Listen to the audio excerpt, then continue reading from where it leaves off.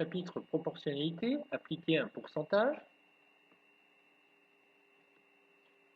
Donc calculer 30% de 240, puis calculer 10% de 54. Deux méthodes possibles avec un tableau de proportionnalité. Prendre 30% signifie que pour chaque centaine, on va prendre 30. Donc à chaque fois qu'on a la valeur 100, on a un pourcentage correspondant de 30.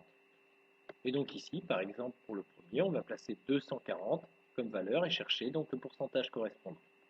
Avec les fractions, 30% correspond à la fraction 30 sur 100. Pour multiplier par 30 sur 100, multiplier par 30, on divise par 100. On peut éventuellement simplifier la fraction en divisant le numérateur et le dénominateur par 10. Et donc 30 sur 100 est égal à la fraction 3 sur 10.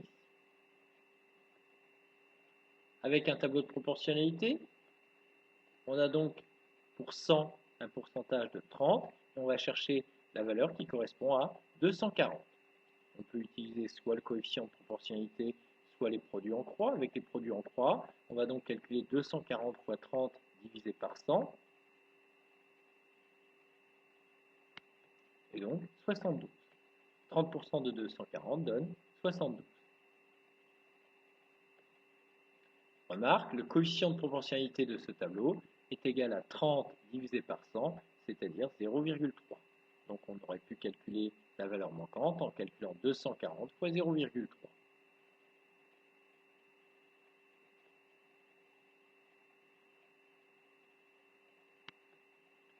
Avec les fractions, 30% correspond à la fraction 30 sur 100. On va donc calculer 240 fois 30 divisé par 100. De la même façon, on obtient 72. Et donc 30 sur 100 est égal à 0,3. C'était le coefficient de proportionnalité du tableau précédent. On pouvait donc calculer 240 multiplié par 0,3, qui est la valeur décimale de la fraction 30 sur 100. Deuxième exemple, avec le tableau de proportionnalité, de la même façon, donc, pour une valeur 100, on a un pourcentage de 10. Pour 54, on va donc chercher le nombre manquant. 54 fois 10 divisé par 100 si on utilise les produits en croix, ce qui donne donc 5,4. De la même façon, le coefficient de proportionnalité de ce tableau est 10 divisé par 100, c'est-à-dire 0,1. On aurait pu donc calculer 54 fois 0,1.